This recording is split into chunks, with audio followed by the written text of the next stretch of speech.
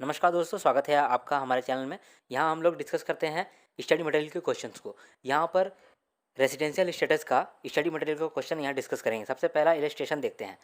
Mister आनंद का आपको residential status निकालना है। ये एक इंडियन सिटीजन है और मेंबर है of a crew of Singapore bound Indian ship, जो कि इंगेज है in carriage of passenger in international traffic. 6 June को मिस्टर आनंद ने शिप ज्वाइन किया था और साइन ऑफ किया है 9 दिसंबर 2019 को। तो 6 जून को शिप में गए थे और शिप से जब लौटे तो 9 दिसंबर हो रहा था। और कह रहा है कि ये पिछले 4 साल में 400 दिन रहे हैं और पिछले 7 सालों में 750 दिन रहे हैं। आपको निकालना है रेजिडेंशियल स्टेटस। तो सॉल्यूशन से पहले हम लोग प्रोविज़न रिकॉल कर लेते हैं। रेजिडेंशियल स्टेटस का 2 कंडीशन था, एक प्राइमरी कंडीशन, एक सेकेंडरी कंडीशन। प्राइमरी कंडीशन पास करने से हम लोग रेजिडेंट या नॉन रेजिडेंट डिसाइड करते थे, डिटरमाइन करते थे। तो यहाँ कोई एक कंडीशन पास करना पड़ता था प्राइमरी कंडीशन में। या तो 182 डेज रहा है, या तो 60 days in current year plus 365 days in last 4 year.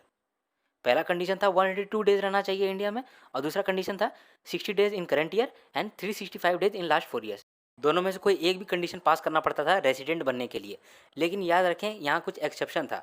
जो दूसरा वाला कंडीशन है 60 डेज प्लस 365 डेज, ये तब चेक नहीं होता था अगर इंडियन सिटीजन जॉब करने के लिए या एज ए क्रू मेंबर बाहर चला गया है, आउटसाइड द कंट्री चला गया, तो उस केस में चेक नहीं होता था 60 डेज प्लस 365 डेज। तो इस केस में हम लोग सिर्फ 182 डेज चेक कर सकते हैं। तो इस सवाल में भी देखिए, सवाल में भी यही कहा था कि जो मिस्टर आनंद था वो सिंगापुर बाउंड इंडियन शिप में चला गया था बाहर, और तब इस केस में हम लोग 182 डेज का लिमिट चेक करेंगे, ना कि 60 प्लस 365। तो क्वेश्चन में अगर आप देखिएगा ना, तो 60 प्लस 365 वाला लिमिट यहाँ पर फुलफिल कर दिया है, वो कंडीशन फुलफिल कर दिया है। लेकिन सिंस ये मेंबर है क्रू का और as a crew member India के बाहर गया है, तो इस केस में हम लोग 182 डेज़ का स्टे चेक करेंगे। याद रखिएगा, जब भी हम लोग नंबर ऑफ़ डेज़ कैलकुलेट करते हैं for the purpose of residential status, जब भी हम लोग डेज़ कैलकुलेट करते हैं कि कितना नंबर ऑफ़ डेज़ स्टे है इंडिया में, तो उस केस में हम लोग डेट ऑफ अराइवल और डेट ऑफ डिपार्चर दोनों को इंक्लूड करते हैं। डेट ऑफ अराइवल और डेट ऑफ डिपार्चर दोनों को इंक्लूड करते हैं। लेकिन in case Indian citizen India से बाहर गया है, तो उस केस में हम लोग पीरियड ऑफ स्टे निकालते हैं। तो date of joining the ship and date of signing off, date of joining the ship and date of signing off दोनों को एक्सक्लूड करते हैं। तो नॉर्मली डेट ऑफ अराइवल और डेट ऑफ डिपार्चर को इंक्लूड करते हैं, लेकिन इन केस कि इंडियन सिटीजन क्रू मेंबर के तौर पर गया है, तो आने का और जाने का दोनों दिन एक्सक्लूड करते हैं। तो चलिए चेक करते हैं कि कितना दिन ये बाहर रहा है, साल में कितना दिन ये बाहर रहा है। क्वेश्चन में मिस्टर आनंद 6 जून 2019 को शिप ज्वाइन किया है और साइनिंग ऑफ कब किया है, 9 दिसंबर 2019। तो देखिए, जून का 25 डेज, जुलाई का 31, अगस्त का 31 एंड सितंबर का 30, अक्टूबर का 31, नवंबर का 30 और दिसंबर का 9। तो टोटल हम लोग का निकल के आता है 187 डेज़। ये 187 डेज़ बाहर था, 180 डेज़ बाहर था। तो अगर 187 डेज़ बाहर था तो अंदर कितना था, इंडिया के अंदर कितना दिन रहा, 366 डेज़ माइनस 187 डेज़, तो आता है 179 डेज़ वो इंडिया में स्टे किया है। तो 179 days is lesser than 182 days. तो यहाँ पर ये नॉन रेसिडेंट कंसिडर किया जाएगा फॉर असेसमेंट ईयर 2020-2021।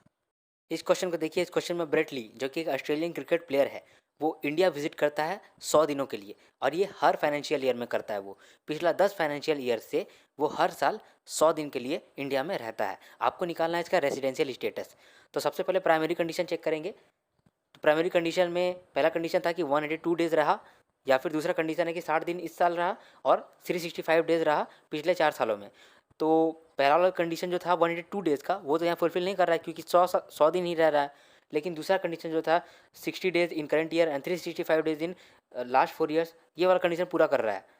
तो इस केस में ये रेजिडेंट कहलाएगा। अब सेकेंडरी कंडीशन अगर चेक करेंगे, तो सेकेंडरी कंडीशन में दोनों कंडीशन आपको पूरे करने पड़ेंगे। वैसे प्राइमरी कंडीशन में तो कोई एक करने से भी आप रेजिडेंट कहलाते थे, लेकिन सेकेंडरी कंडीशन में बोथ करना पड़ेगा, तभी आप कहलाओगे कि ऑर्डिनरी रेजिडेंट, नहीं तो आप not ordinary resident कहलाओगे।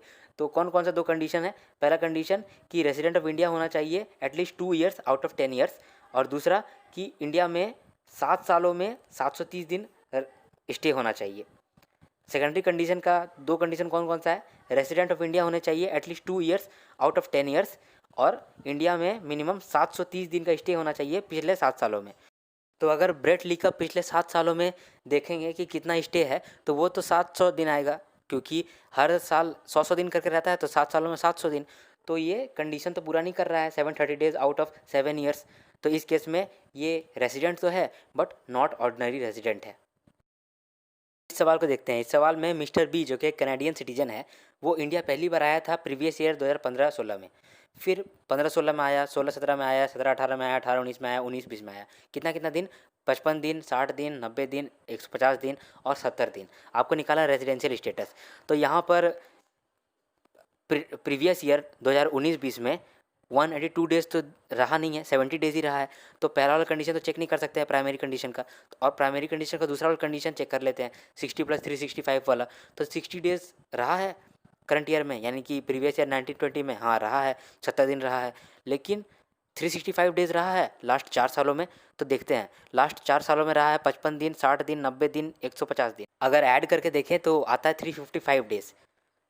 Current year यानी प्रीवियस ईयर 1920 में 70 डेज़ और पिछले 4 सालों में 355 डेज़, लेकिन होना चाहिए था 365 डेज़। तो ये कंडीशन तो फुलफिल नहीं हो पाया। तो मिस्टर बी, जो कि कैनेडियन सिटीजन है, वो नॉन रेजिडेंट कंसिडर किया जाएगा।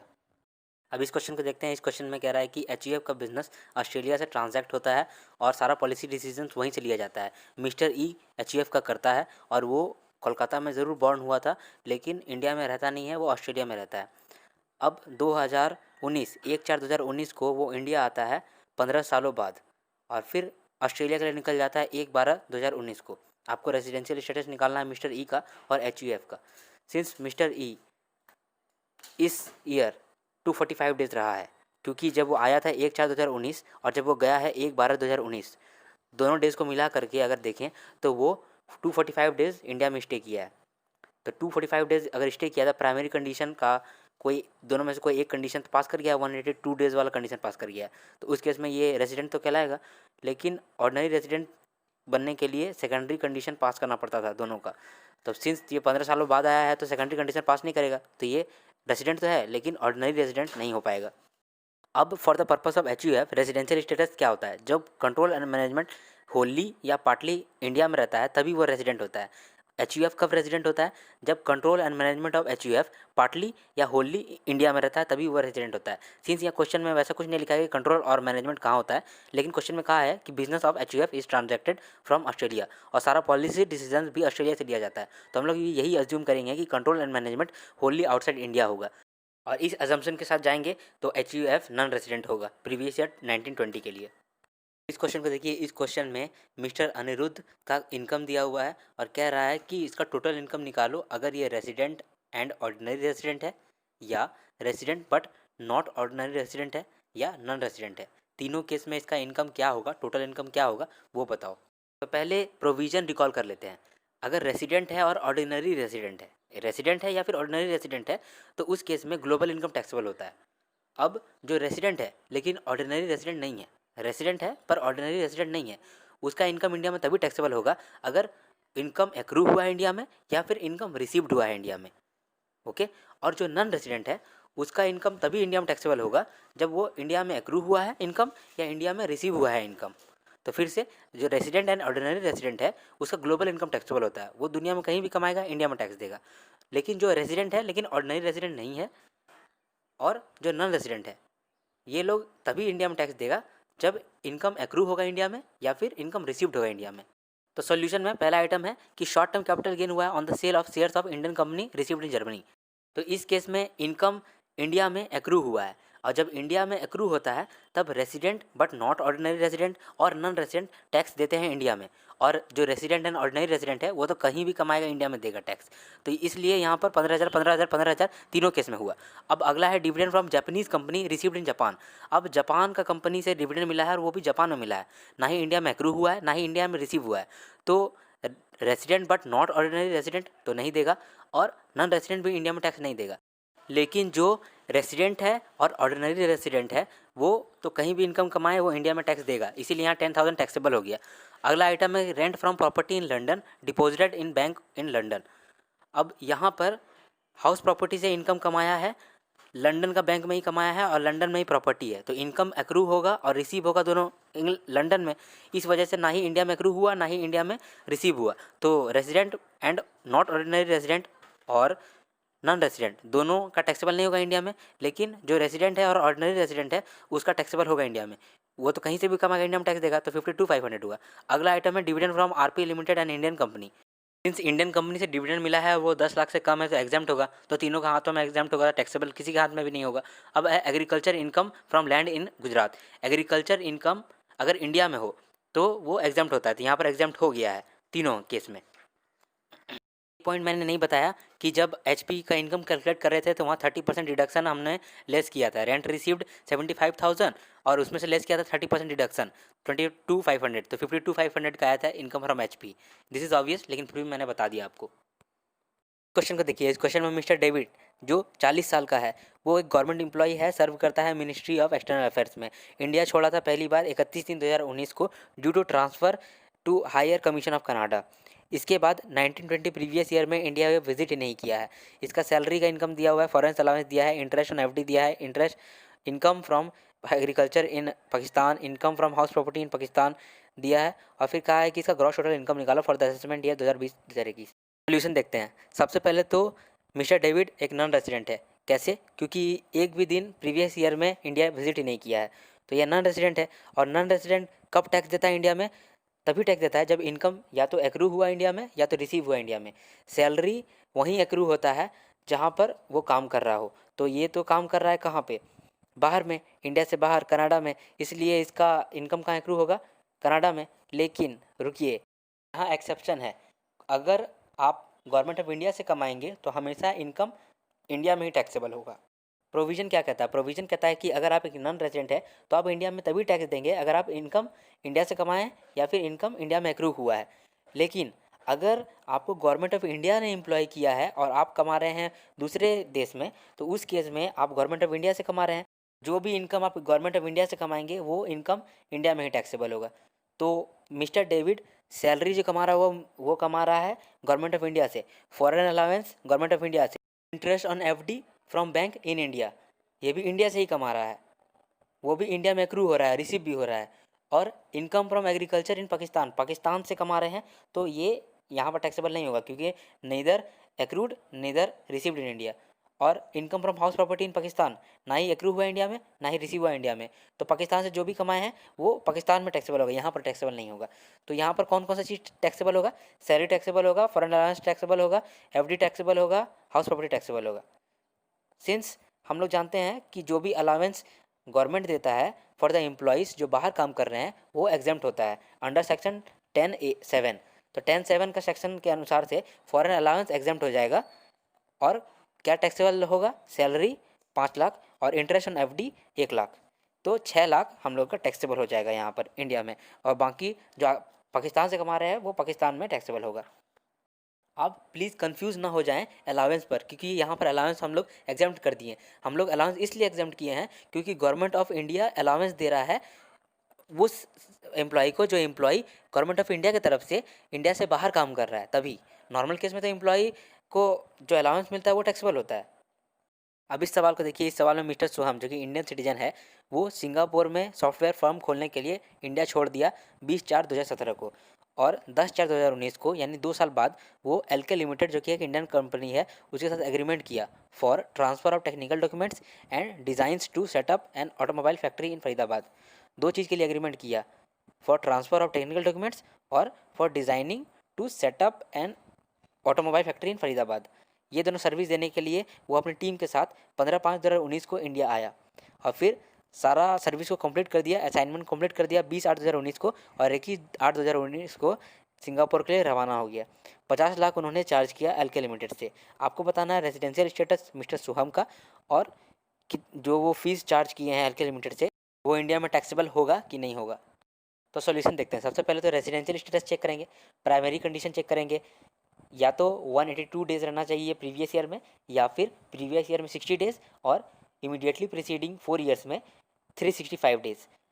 अब यहाँ पर 60 + 365 हम लोग चेक नहीं करेंगे, क्योंकि इंडियन सिटीजन इंडिया से बाहर रहता है और इंडिया में बस विजिट करने आया है। इस केस में हम लोग 60 + 365 चेक नहीं करते हैं, तो बस 182 डेज चेक करेंगे। तो अगर हम लोग देखेंगे डेट ऑफ अराइवल और डेट ऑफ डिपार्चर को जोड़ करके कितना दिन यहाँ पर रहा है, तो ये 182 डेज नहीं रहा है, बस 99 डेज रहा है। इस वजह से ये नॉन रेजिडेंट कहलाएगा। और नॉन रेजिडेंट का टैक्सेबल कब होता है इंडिया में? जब वो इनकम एक्रू हो इंडिया में या फिर इनकम रिसीव हो इंडिया में। अब सिंस इन्होंने जो सर्विस दिया है, ये सर्विस दिया है for transfer of technical documents and training of automobile setup. तो सॉल्यूशन में कह रहा है कि ये जो सर्विस इन्होंने चार्ज किया है ये रॉयल्टी के डेफिनेशन में आता है। कह रहा है as per the section 916 defines royalty to mean consideration for transfer of all or any rights in respect of a design and also for the rendering of services in connection with such activity. Transfer of rights in above definition includes the transfer of right for use and right to use a computer software also. Therefore, the fees received by Mr. Soham for transfer of technical documents and designs and rendering of requisite services in relation thereto would fall within the meaning of royalty. यहाँ कहना चाह रहा है कि royalty क्या होता है? Royalty होता है अगर आप ट्रांसफ़र कर रहे हैं अपने राइट्स को और इसके बदले आप कंसिडरेशन चार्ज कर रहे हैं, तो उसे हम लोग रॉयल्टी कहते हैं। लेकिन यहाँ ट्रांसफ़र ऑफ राइट में ये भी इंक्लूड रहता है कि आप किसी को यूज़ करने का राइट दे रहे हैं या फिर आप कंप्यूटर सॉफ्टवेयर यूज़ करने का राइट दे रहे हैं, तो ये भी रॉयल्टी के डेफिनेशन में आता है। तो सिंस यहाँ पर मिस्टर सोहम क्या कर रहा है, टेक्निकल डॉक्यूमेंट ट्रांसफ़र कर और डिज़ाइन और सर्विसेज कर रहा है, तो इस केस में माना जाएगा कि ये जो टेक्निकल डॉक्यूमेंट्स का ट्रांसफ़र है ये रॉयल्टी ही है।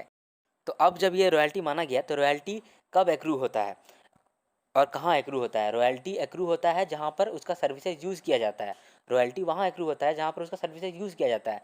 सिंस यहाँ पर एलके लिमिटेड सर्विसेज यूज़ कर रहा है, सर्विस यूटिलाइज़ कर रहा है, इसका मतलब कि रॉयल्टी इंडिया में ही एक्रू होगा। अब सिंस इंडिया में एक्रू हो रहा है और नॉन रेजिडेंट है, इंडिया में एक्रू हो रहा है, तो इंडिया में ही टैक्स देगा। रॉयल्टी इनकम जो कमाया वो इन the hands of mister Soham taxable हो जाएगा इंडिया में। इस क्वेश्चन में मिस विविता ने 5000 यूएसडी दिया है मिस्टर कुलशेखरा को, जो कि एक मैनेजमेंट कंसल्टेंट है प्रैक्टिसिंग इन कोलंबो।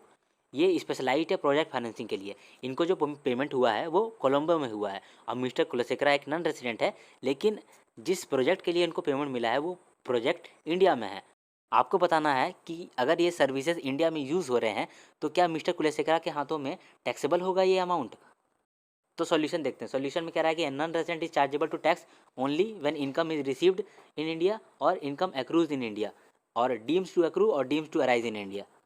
सिंस मिस्टर कुलशेखरा को पेमेंट मिला है फॉर प्रोजेक्ट फाइनेंसिंग, और जो प्रोजेक्ट फाइनेंसिंग है, project financing is covered within the scope of fees for technical services. Fees for technical services, और फीस फॉर टेक्निकल सर्विसेज कहाँ accrue होता है? ये वहाँ एक्रू होता है जहाँ पर सर्विसेज यूटिलाइज होता है। तो सिंस सर्विसेज यूटिलाइज तो इंडिया में हो रहा है, तो फीस फॉर टेक्निकल सर्विसेज भी इंडिया में एक्रू होगा। जैसे इंडिया में एक्रू होगा तो मिस्टर कुलशेखरा को टैक्स देना पड़ेगा इंडिया में। एक बार फिर से देखते हैं कि क्या हुआ। सिंस मिस्टर कुलशेखरा एक नॉन रेजिडेंट थे, तो वो तभी इंडिया में टैक्स देंगे अगर इंडिया में इनकम एक्रू हुआ या फिर रिसीव हुआ। और ये प्रोजेक्ट फाइनेंसिंग के लिए इन्होंने पेमेंट लिया था, तो project financing comes with in the scope of fees for technical services. और फीस फॉर टेक्निकल सर्विसेज कहाँ एक्रू होता है? वो ये वहाँ एक्रू होता है जहाँ पर सर्विसेज यूटिलाइज होता है। तो यहाँ पर सर्विसेज यूटिलाइज हुआ है इंडिया में, तो इनकम एक्रू हो गया इंडिया में। जैसे इनकम एक्रू हो गया इंडिया में, तो नॉन रेजिडेंट और टैक्स देगा अगर इंडिया में एक्रू हो गया है इनकम या फिर रिसीव हुआ है। So the payment is chargeable to tax in the hands of Mr Kulashekhara in India.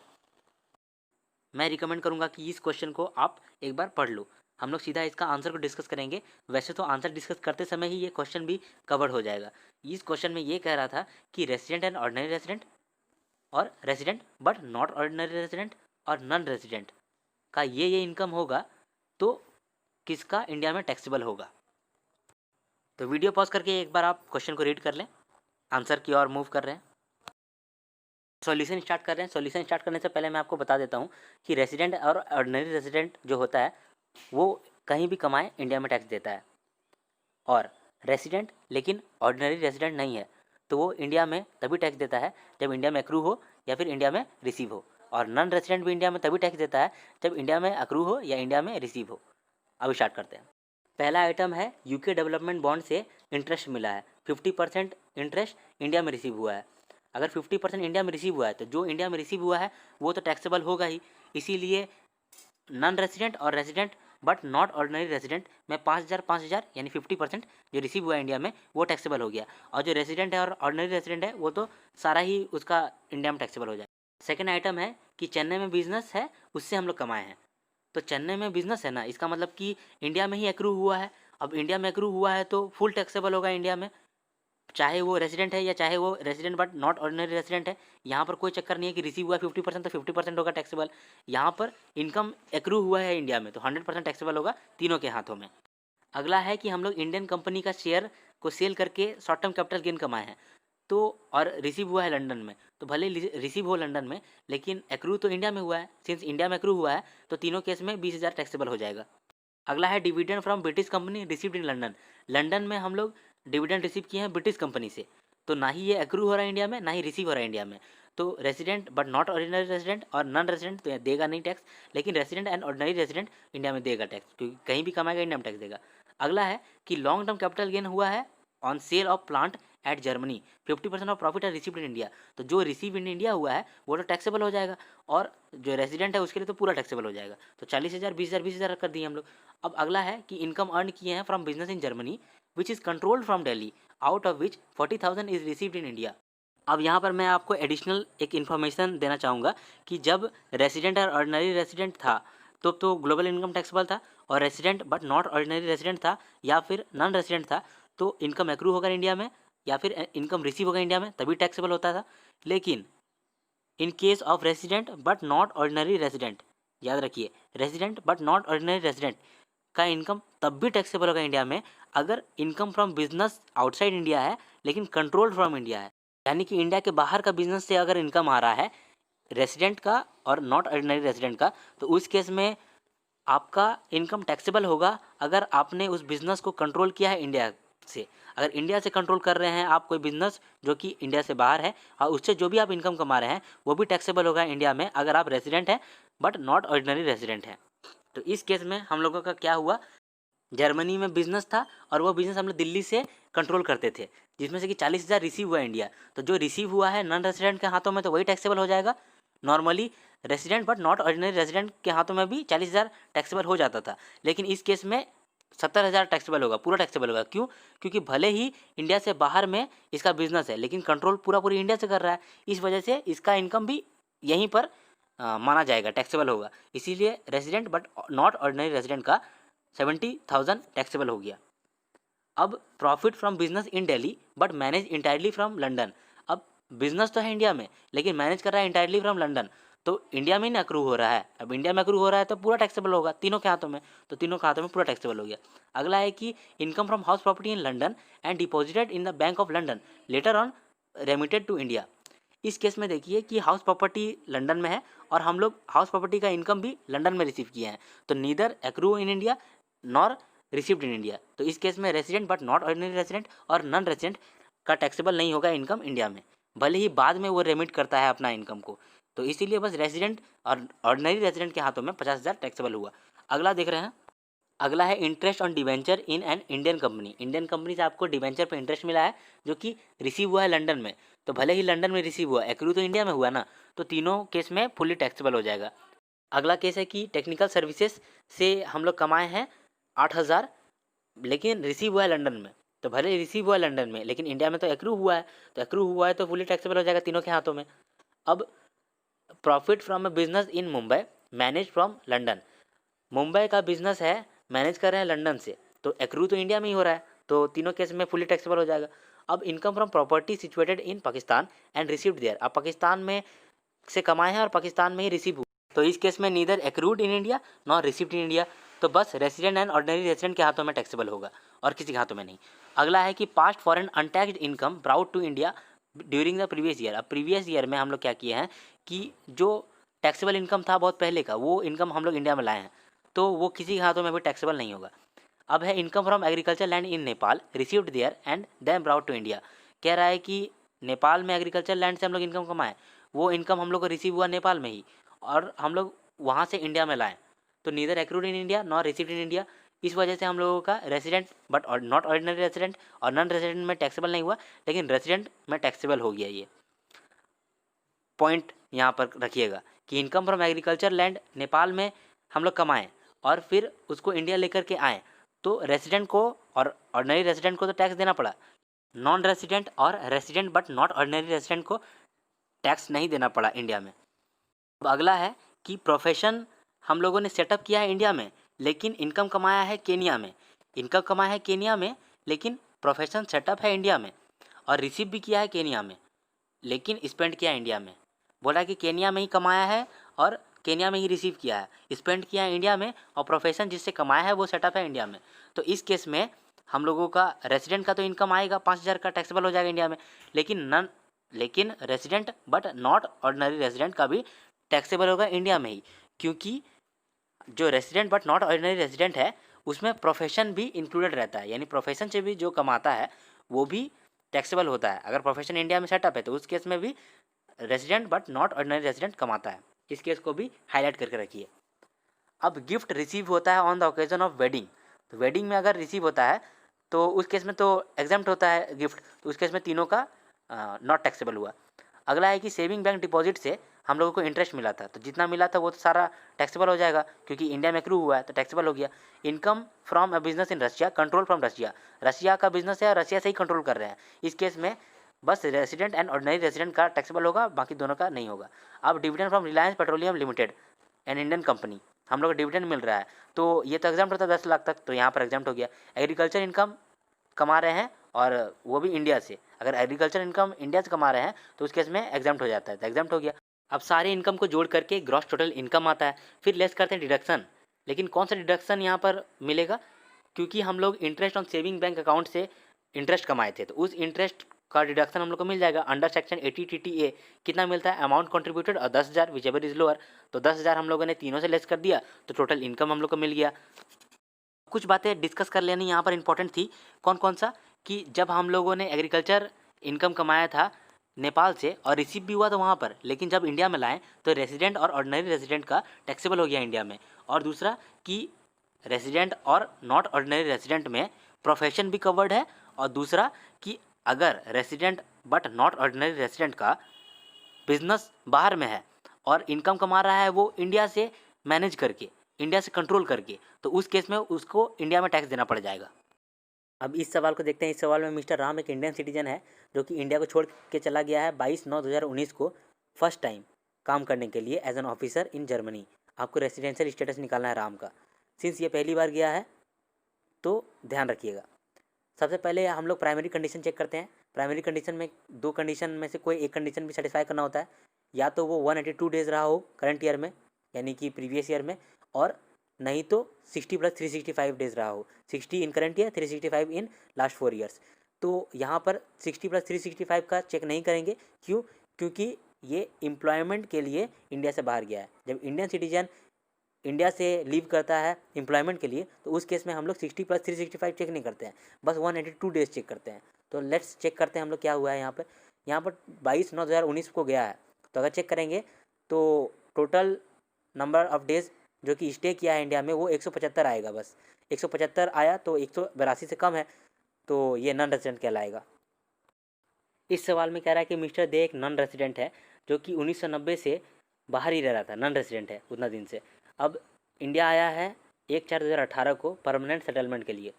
आपको रेजिडेंशियल स्टेटस निकालना है इनका फॉर प्रीवियस ईयर 19-20 और 20-21। अब ये 2018 को आया है, 1/4/2018 को इंडिया आया है परमानेंटली सेटलमेंट करने के लिए। तो 1920 प्रीवियस ईयर में तो पूरा साल रहा है, और 2021 में भी पूरा साल रहा है, यानी 365 रहा है।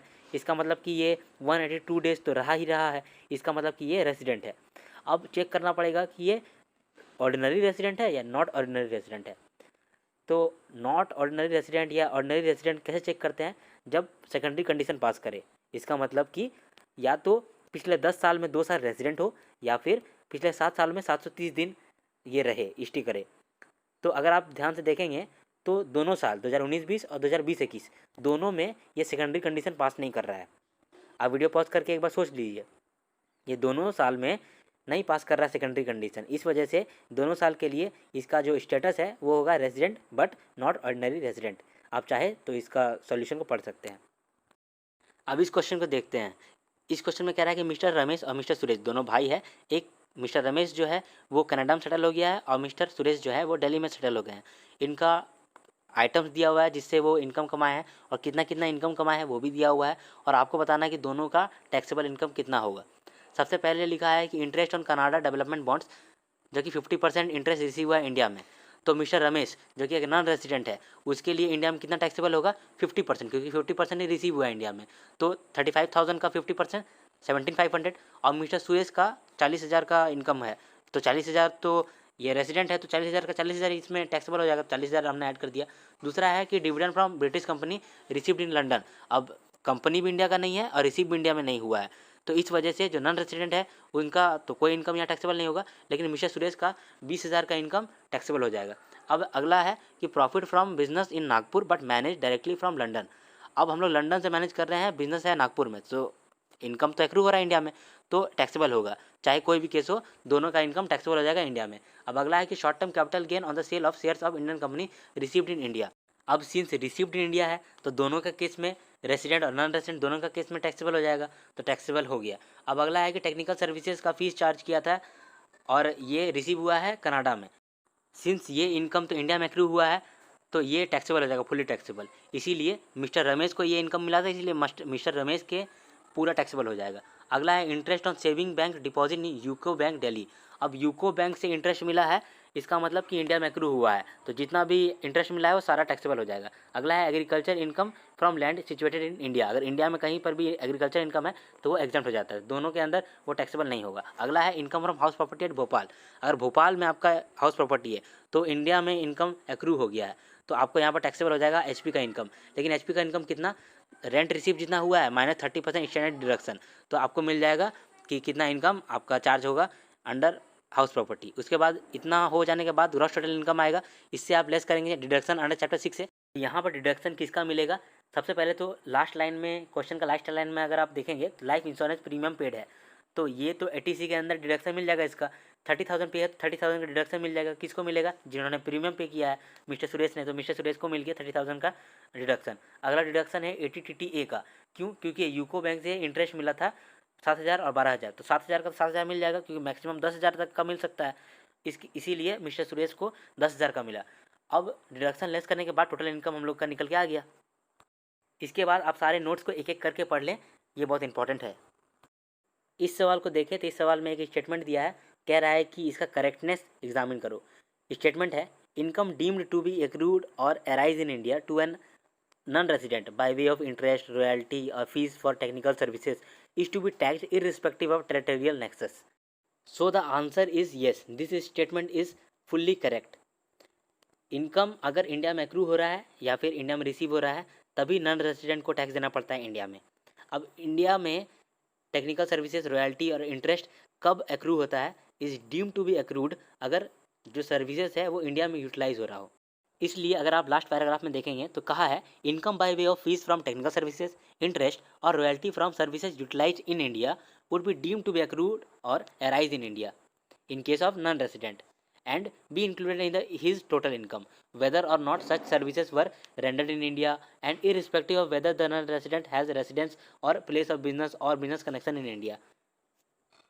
मतलब इंडिया में बस सर्विसेज ही यूटिलाइज हो जाए तब भी हम लोग मान लेते हैं कि इंडिया में एक्रू हो गया है इसका इनकम, भले ही वो इंडिया में रहे या फिर प्लेस ऑफ बिजनेस रहे या ना रहे और बिजनेस कनेक्शन रहे या ना रहे, कोई मैटर नहीं करता है। अगर सर्विसेज यूज़ हो गया इंडिया में इसका मतलब कि वो एक्रू इंडिया में होगा और टैक्सेबल भी इनकम इंडिया में ही हो जाएगा। अब रेजिडेंशियल स्टेटस का लास्ट क्वेश्चन को देखते हैं। यहाँ पर कह रहा है कि रीज़न के साथ ये एग्जामिन करो कि टैक्सेबल होगा या नहीं टैक्सेबल होगा या पार्टली टैक्सेबल होगा, क्या होगा। सबसे पहला आइटम है कि सैलरी जो सेंट्रल गवर्नमेंट पे किया है मिस्टर जॉन को, जो कि इंडियन सिटीजन है और 7 लाख रिसीव किया है सैलरी और इंडिया से बाहर सर्विसेज रेंडर कर रहा है, तो इस केस में टैक्सेबल हो जाएगा सैलरी, क्योंकि जब सेंट्रल गवर्नमेंट कोई सिटीजन को एम्प्लॉय करता है इंडिया से बाहर तो उसका सैलरी तो वो गवर्नमेंट ऑफ इंडिया से कमा रहा है, तो टैक्स भी वो गवर्नमेंट ऑफ इंडिया को देगा। कितना देगा, 7 लाख उसका सैलरी है माइनस स्टैंडर्ड डिडक्शन 50,000, यानी कि 6.5 लाख देगा उसको। अगला है कि interest on money borrowed from outside India, यानी इंडिया से बाहर मनी बोरो किए थे और उस मनी को यूज़ किए हैं इंडिया में, तो इस केस में फुल्ली टैक्सेबल हो जाएगा। 5 लाख का 5 लाख टैक्सेबल हो जाएगा, क्योंकि इंटरेस्ट वहाँ एक्रू होता है जहाँ पर मनी को यूज़ कर रहे हैं। सिंस मनी को यूज़ कर रहे हैं हम लोग मुंबई में, इंडिया में, इसलिए इंटरेस्ट भी यहीं एक्रू हो जाएगा। इस वजह से टैक्सेबल हो जाएगा इंडिया में 5 लाख। अगला है पोस्ट ऑफिस सेविंग बैंक से आपको इंटरेस्ट मिला है 19,000 का, और जिसको मिला है वो मिस्टर राम है, जिसका एज 46 ईयर्स है। अब सिंस 46 ईयर है तो सीनियर सिटीजन नहीं है, इस केस में इनको एग्जाम्पशन मिलेगा 3500 का। तो 19,000 में 3500 का एग्जाम्पशन मिलेगा, प्लस इनको डिडक्शन भी मिलेगा 10,000 का अंडर सेक्शन 80 TTA। तो TTA के अंदर 10,000 का डिडक्शन मिलेगा और 3500 का एग्जाम्पशन मिलेगा। तो अब कितना टैक्सेबल होगा इसका हाथ में? 19,000 माइनस 10,000 माइनस 3500, तो 5,500 इसका टैक्सेबल होगा, यानी पार्टली टैक्सेबल होगा। अगला आइटम है कि रेसिडेंट ने नॉन रेसिडेंट को रॉयल्टी पे किया है in respect of business carried on outside India. जो बिजनेस आउटसाइड इंडिया हो रहा है उसके लिए रॉयल्टी पे किया है रेसिडेंट नॉन रेसिडेंट को। तो neither accrued in India nor received in India, क्योंकि रॉयल्टी वहाँ एक्रू होता है जहाँ पर सर्विसेज यूज़ हो रहा है, तो यहाँ पर सर्विसेज आउटसाइड इंडिया यूज़ हो रहा है, तो यहाँ पर टैक्सेबल नहीं होगा इंडिया में। अगला है कि लीगल चार्ज है 5 लाख का, जो कि लॉयर ऑफ यूनाइटेड किंगडम को दिया गया है। Legal charges of 5 lakh paid to lawyer of United Kingdom who visited India to represent a case in Delhi High Court. Delhi High Court में लड़ने के लिए एक लॉयर आया था यूनाइटेड किंगडम से, उसको हम लोग लीगल चार्ज दिए हैं 5 लाख का, और वापस से वो चला गया है यूनाइटेड किंगडम। इस केस में इनकम इंडिया में एक्रू हो जाएगा, क्योंकि वो इंडिया से कमाया है, तो इंडिया में एक्रू हो गया, तो 5 लाख टैक्सेबल हो जाएगा इंडिया में। तो फाइनली इस चैप्टर का यहाँ पर एंडिंग होता है। Thank you, have a nice day. अगर आपको वीडियो पसंद आया तो आप लाइक कर सकते हैं। हर हर महादेव।